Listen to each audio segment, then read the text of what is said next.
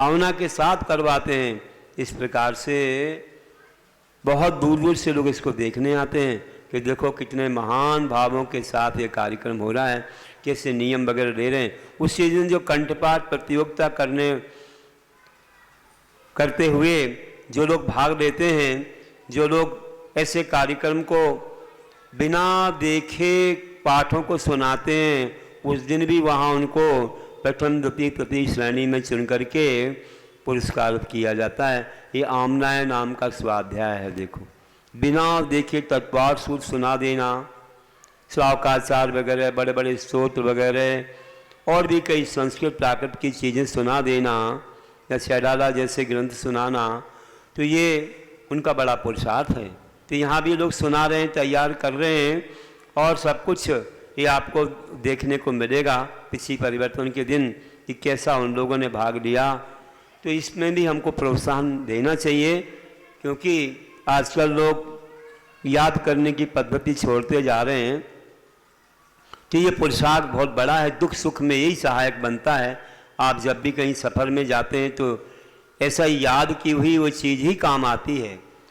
तो बंधुओं, ऐसे महान ब्रह्मचर्य को आगे बढ़ाते हुए और एक ऐसा अवसर है कि जब हमारे आचार्य कहते हैं कि स्वामी कार्तिक अंतरिक्षा में स्वामी कार्तिकेय क्या बोलते हैं कि जो परिहरे दिसंगम हिलानम नेम पश्यदे रूहम काम कहा जिनिरोहो काम कहा जिनिरिहो नव ब्रह्मम हवे तस्य। कि जो यति ऐसे अपने भावों को इतना निर्मल रखता है कि वह महिलाओं का संग और उनके प्रति राग भाव को छोड़ करके काम कथा आदि से उनको सुनने तक का त्याग करता है, उसके 9 प्रकार का ब्रह्मचर्य होता है मन वचन काया कर्म का अनुमोदना से। ऐसा महान ब्रह्मचर्य विधान करने वाले होते हैं। तो ऐसे महान ब्रह्मचर्य के धारी वे अनुभूत भी ऐसे विषयों को कभी सुनने का और देखने आदि का त्याग करके और उनके संपर्क का त्याग करके परिपूर्ण ब्रह्मचर्य को धारण करने वाले होते हैं। आप जानते हो कि कैसे हमारे महान महान आत्माओं ने इस ब्रह्मचर्य का पालन किया। सुदर्शन सेठ जैसे महान आत्मा कि जिन पर इतना उपसर्ग हुआ कि रानी ने उनके शरीर की सुंदरता को देख कर के महल में बुलवा लिया, और उपसर्ग हुआ। राजा को जब मालूम पड़ा, क्योंकि रानी हैरान हो गई कि हम इनके भावों को परिवर्तन नहीं कर सकते, इन्हें तो अपने शरीर को लकड़ी जैसा बना लिया, लोहे जैसा बना लिया, इनको नहीं जगा सकते। छल से राजा को शिकायत की कि इन्होंने मुझे परेशान किया, ये कहाँ से आ गए, जबकि कि उनको बुलवाया गया था अपने दास दासियों से। और इस छल से जब राजा को शिकायत कर दी, उन्होंने सूली पर चढ़ाया, तो सूली पर चढ़ाया बेटो ध्यान में लीन हुए नमोकार के जाप कर रहे थे, जबकि वे उस समय सेठ थे, कोई मुनि नहीं थे, फिर भी इतना महान उनका शील था, ऐसा सुधार संतोष व्रत था। और उन्होंने जो है सूर्य पर नमोकार मंत्र का ध्यान किया, तो उस समय देवों ने अतिशय कर दिया और सूर्य का सिंहासन बन गया। सूर्य का सिंहासन बन गया। देवों ने आकर के ऐसा अतिशय चमत्कार दिखाया कि जय जयकार आकाश से हुई, तो सारी जनता में ऐसा उत्साह छा गया, ऐसा आनंद हो गया कि शील की महिमा, धन्य हो सुदर्शन सेठ की जयकार हो गई वहाँ पर। धन्य हो, ये शील की महिमा ने अतिशय किया है। और जब वे मुनि बने थे, मुनि बनने के बाद भी उनकी परीक्षा हुई, और कैसे नगर नारियों ने उनको एक जगह आहार के लिए भक्ति दिखाते हुए एक गृह में प्रवेश करवा दिया, और उपसर्ग हुआ तो उन्होंने ऐसा ध्यान लगाया कि आहार का तो त्याग करके और ध्यान में लीन हो गए छपक श्रेणी चढ़ गए और उन्हें उस घर में ही केवल ज्ञान हो गया और देव आ गए और गंधकुटी की रचना कर दी, सारा उपसर्ग दूर हो गया। ऐसे महान थे। देखो गृहस्थ अवस्था में इतना पाला, फिर तो मुनि बनने की बात तो बहुत ही ऊपर की है। इन सब उदाहरणों से बहुत शिक्षा मिलती है, बहुत शिक्षा मिलती है। आप जानते हो कि सीता के बारे में, उनके शील की महिमा, कैसे उनकी परीक्षा हुई, उनके शील के महात्म्य की, हे अग्नि जो मेरी परीक्षा की जा रही है, अगर मेरे शील में कोई दोष हुआ हो तो मुझे भस्म कर देना, और अन्यथा मुझे जीवन मिलेगा तो मैं संयम को धारण करूंगी, मैं संयम को धारण करूंगी। ऐसे भाव आए और वास्तव में यही हुआ। उसका शील महान था तो अग्नि कुंड में जल भर गया और देखो ऊपर उठा लिया कमल के ऊपर, देवों ने प्रातिहारी कर दिए, जय जयकार की, ऐसे चमक ढूंढने लगे। और फिर बाद में उन्होंने जाना कि संसार कैसा आसार है, इसमें सब लोग किस प्रकार अपने अपने सुख को भोगने के लिए दूसरों की ऐसी परीक्षाएं और इस प्रकार के कई कारण उपस्थित होते हैं। तो हमने जान लिया कि शील में कितनी शक्ति है। अब हमारी आत्मा में जब इतनी शक्ति है, हम ऐसे जगह जाकर के भी अपने आप को दंड रखते, तो अब हमारा क्या होने वाला है। चलो जाएंगे, दीक्षा धारण करेंगे, और दीक्षा लेकर के उन्होंने अपना कल्याण किया। ऐसी सीता के जीवन की बात है। और इसी प्रकार से एक जगह क्या होता है आपको मालूम हो, आकाश से विमान जा रहा था और जाते जाते रुक गया विमान। पति पत्नी दोनों थे। देखा नीचे आके, क्या देखा, कोई पूज्य होते तो विमान रुक जाता है कई बार। कोई अपने, जैसे हनुमान के लिए विमान रुका था उनके मामा का, कोई अपने घर के संबंधी, उनको कोई बाधा हुई हो तो वहाँ भी रुक जाता है, या कोई शत्रु हो तो वहाँ भी रुक जाता है। और जब वहाँ विमान रुक गया, नीचे जाकर देखा तो एक मुनिराज को केवल ज्ञान की प्राप्ति हुई थी। मुनिराज को केवल ज्ञान हुआ, उनकी गंधकुटी रची और वहाँ उनका उपदेश हो रहा था, उनका प्रवचन हो रहा था। तो सबने सुना। तो अर्धांगिनी ने बोला कि सब लोग नियम ले रहे हैं, मैं भी नियम ले रही हूँ और आपको भी कोई नियम लेना चाहिए। मैं कौन सा नियम ले लूँ, मुझे कौन सा नियम लेना है। कहते हैं उस आत्मा को तीर्थंकर पद मिलेगा, लेकिन कैसे मिलेगा तीर्थंकर पद। उसने कुछ पुरुषार्थ किया, कुछ पुरुषार्थ किया। एक तरफ तो परिस्थिति का हरण किया था, लेकिन ऐसी तपस्या की, ऐसा कुछ पुरुषार्थ किया, बीच बीच में कुछ सम्यक दर्शन आ गया, फिर छूट गया होगा, क्योंकि सम्यक दर्शन के साथ तो पहली प्रति से नीचे जा नहीं सकते, फिर छूट भी गया होगा। लेकिन बीच बीच में जो विशुद्धि बढ़ी, देखो केवरी के चरणों में एक नियम लिया। क्या नियम लिया, कुछ तो ले लो आप नियम। चलो जो स्त्री मुझे पसंद नहीं करेगी मैं उसको रानी नहीं बनाऊंगा। अब वो सोच रहा था 18,000 रानियां हैं और मैं इतना रूपवान हूं, ऐसा तो कोई होता ही नहीं है, मुझे बहुत कन्याएं मिलती हैं।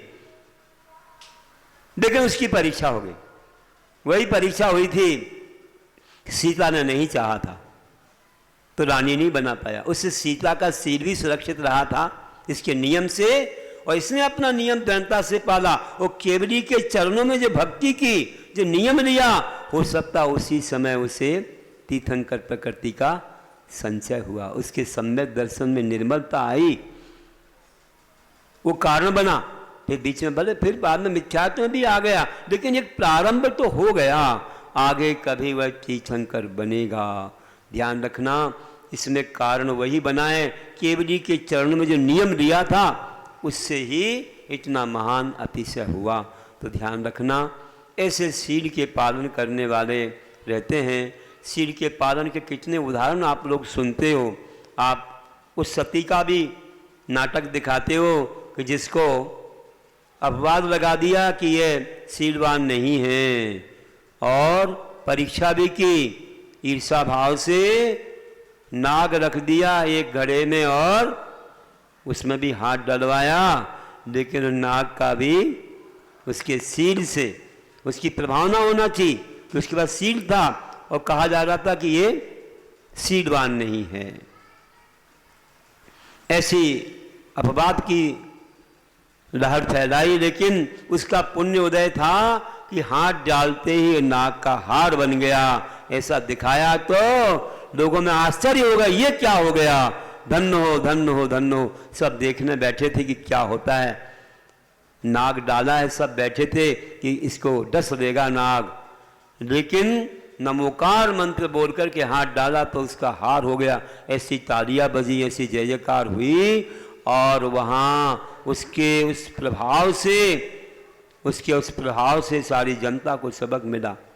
और जब सास ने हाथ डाला तो नाग ही था, काट ही दिया। देखो सेठानी का क्या हुआ, सास का क्या हुआ, जिसका किसी का बुरा सोचा उसका ही बुरा हो गया।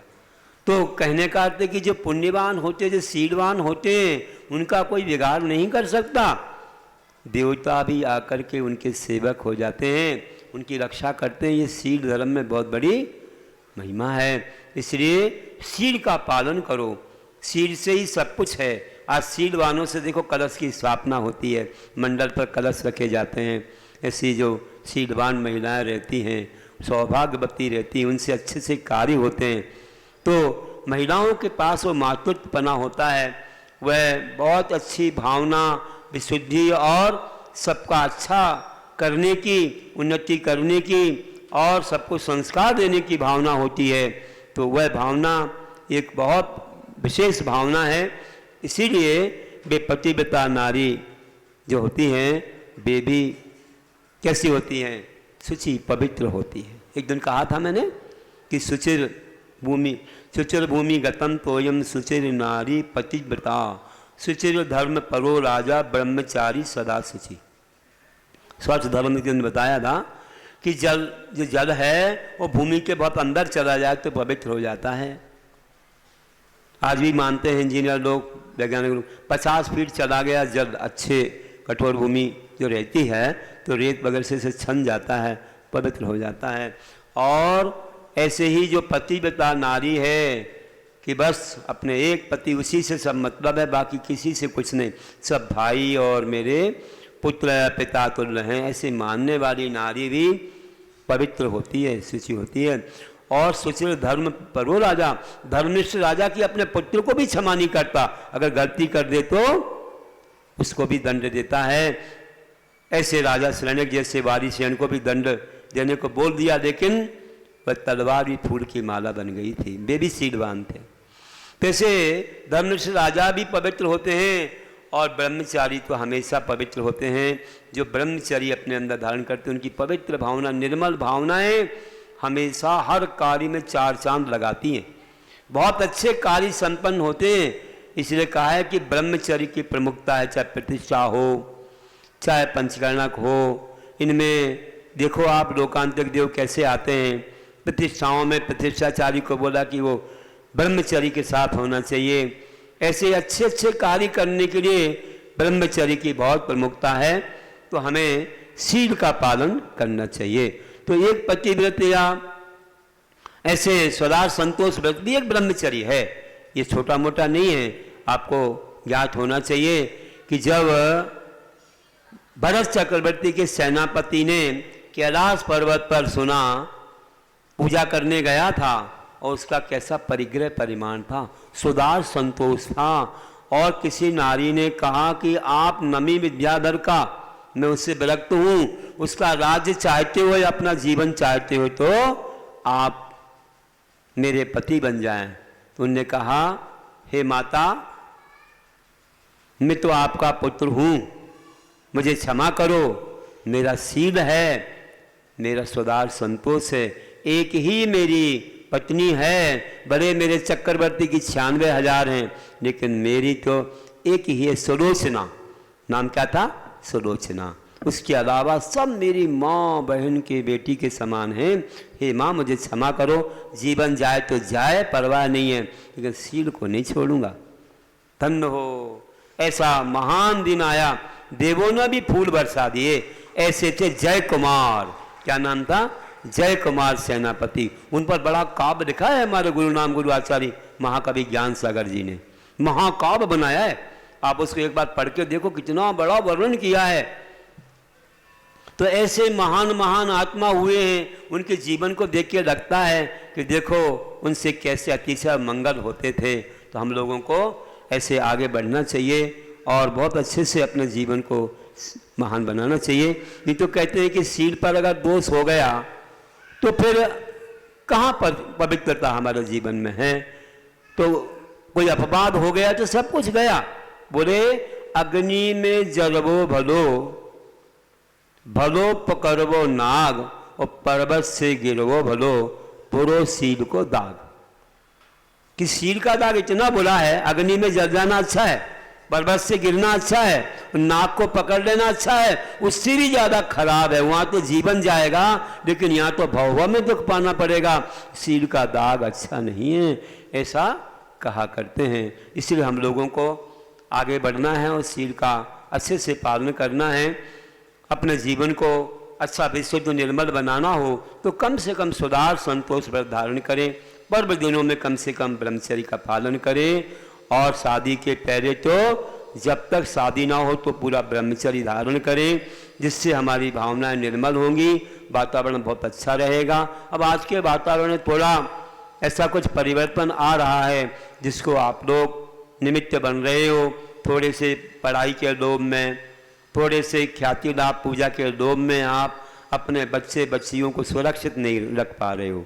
अपनी आंखों के सामने पढ़ाओ, अपने घर में रखो, अपने शहर में पढ़ाओ। उनसे नौकरी करवाने का भाव मत करो शादी के पहले, है ना।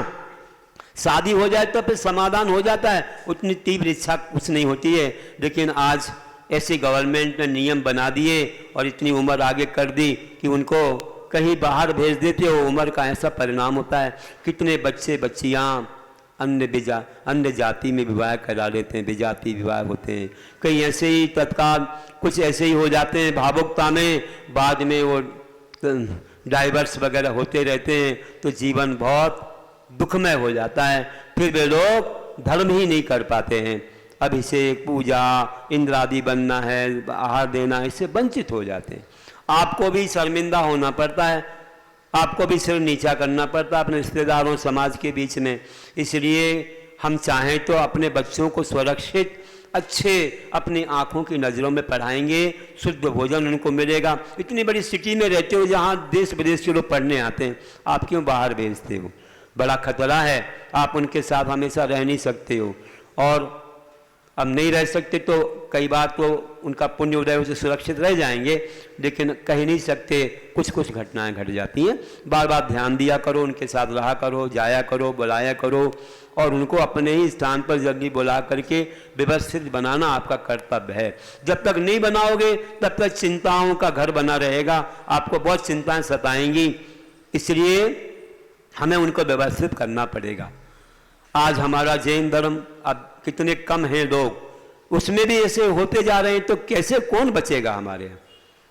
और संस्कार नहीं मिलेगा बाहर सिद्ध भोजन आदि बनाने का, देने का, और ऐसे ही पूजा का और भी संस्कार देने का, तो कैसे आगे पीढ़ी चलेगी? कई लोग तो बोलने लग जाते हैं, फिर अच्छा नहीं लगता। कई बेटियां बोलती हैं कि ये चौका चूल्हा हमसे नहीं आता, हमें तो नौकर चाकर चाहिए। और कोई संस्कारवान ऐसी रहती है बहुएं और कन्याएं जो कहती नहीं, हमें नौकर चाकर नहीं चाहिए, हम स्वयं करेंगे अपने घर में, ऐसे किसी को कदम नहीं रखने देंगे, हम आहार को अशुद्ध नहीं करने देंगे, हम घर की बात बाहर नहीं जाने देंगे, और पूरी हम स्वतंत्रता से अपना करेंगे। नहीं तो हमको ये भय लगेगा कि घर में हम कैसे रहें, कौन क्या चल रहा है, कौन सी बातें कहाँ बाहर जा रही हैं, वो कितनी अशुद्धता हो रही है। इसलिए ध्यान रखना कि अपने ऐसे स्थानों पर हमें स्वयं ही काम करना चाहिए। कोई बाहर के काम करते, झाड़ू पोछा अलग बात हो गई, लेकिन मैं मुख्य काम आहार बनाने का और घर में कुछ मुख्य जगह जाने का काम स्वयं ही करना चाहिए। हर जगह नौकर चाकरों को नहीं भेजना चाहिए, तभी आपके घर की शुद्धि रहेगी। नौकर चाकर तो ठीक है, आज तो घर में कुत्ता बिल्ली पाल रहे, कुत्ते पाल रहे, कुत्ते सब जगह भाग रहे। आज ही लोग बोल रहे थे हमको, ये व्यक्ति दो कुत्ते पकड़े था, बोले महाराज ऐसे कुत्ते देखो इनको शौच करवाने जाते हैं, बताओ महाराज जी के साथ जाने को टाइम नहीं है। और जो है ना, घर में सब जगह रसोई घर हो चाहे कोई बेडरूम, कहीं भी उसको पलंग पर सो जाता है, बोले उसी बेड पर। बताओ कितनी अशुद्धि हो गई। त्रियंश प्राणी नीच गोत्री है, कब शुद्धि होती उसकी? कितना सब लक्ष्मी चली जाती है, सब भाव खत्म हो जाते हैं। तो ऐसा नहीं करना है, हमें इस बहाव में नहीं बहना है, हमको अपनी संस्कृति को सुरक्षित करना। हमारे साधु वैसे ही है, देखो चौथे काल में आप देखते हो हमारे भगवान वैसे ही, हमारा मंदिर वैसा ही है, हमारे शास्त्र वैसे ही है, हम क्यों बदलेंगे? हमें नहीं बदलना है। जब तक आप वैसे ही रहोगे जो भगवान महावीर ने कहा, तो समझ लेना हमारा जैन धर्म तब तक चलेगा। और जिस समय सब अंत हो गए तो कहाँ नाम के रह जाएंगे, नाम क्या, सब नाम भी हमारा खत्म हो जाएगा। लेकिन जब तक विश्व में या भारत में जैन हैं तब तक के शांति है, सुख है, हर जगह क्षेम है। और देख लीजिए सब कुछ सबक मिलता है। एक जैन व्यक्ति अगर सच्चे जैनाचार का पालन करे तो अन्य मतवाला भी साधु से भी ऊपर होता है, अन्य साधुओं से भी ऊपर उसका आचरण होता है। विचार करो कि वैसे अनजान वस्तु को नहीं खाता, ऐसे बाहर की कोई भी अभिक्ष वस्तु को नहीं खाता, रात में नहीं खाता या पानी नहीं पीते। कई लोग ऐसे जो रात में पानी भी नहीं पीते, तो ऐसे आचार का पालन कर रहे हैं। अन्य जगह तो भरोसा ही नहीं क्या कर रहे हैं, इतना न्याय नीति से चलते हैं, सब कुछ करते हैं। एक एक जैन व्यक्ति एक पंडित के समान है। कई लोगों को पूजा अर्चा संस्कृत ताकत में नहीं आती, यहाँ तो एक बच्चा भी, एक युवा भी अच्छे से भगवान की पूजा गा रहा है, संस्कृत में पढ़ रहा है, सब देख के रह जाते हैं, अरे भैया कोई पंडित पढ़ते हैं, कैसे पढ़ रहे हैं? हमारे यहाँ तो सब पंडित हैं, सब जानते हैं, पूरे लोग पूजा पाठशाला में सिखा देते हैं। ऐसा संस्कार यहाँ का है, तो हमारी संस्कृति की रक्षा हो करके हम अपने सबके लिए सुरक्षित